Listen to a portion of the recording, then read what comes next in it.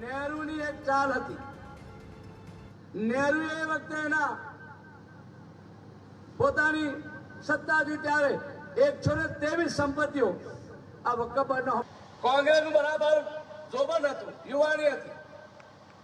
સરકારની ગ્રાન્ટથી યુપી, બિહાર, ઝારખંડ લઈને છે મહારાષ્ટ્ર લગી લાખો મસ્જિદો બનાવી.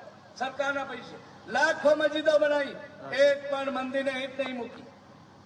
ત્યાં લગી આપણા સનાતની, આપણો હિન્દુ સમાજ સહન કરતો આવ્યો. હવે કુંભના મેળાની જે સફળતા મળી, કુંભના મેળામાં સનાતન ધર્મના ભાવિક ભક્તોએ તાકાત બતાવી વિશ્વભરમાંથી, તો વિપક્ષોને અંદાજ આવી ગયા કે હવે આ વકફ બોર્ડનું બિલ આવ્યું, કોને કોને ચચરી, તો એ માત્ર કોંગ્રેસ, કારણ કે કોંગ્રેસનું કલ્ચર એ મુસ્લિમ. આ વકફ બિલની જે મંજૂરી અને વકફ છે, હું આ જે ગામમાં આપણે મીટિંગ કરી ને એના તલાવની માલિકી વકફ બોર્ડ બોલે.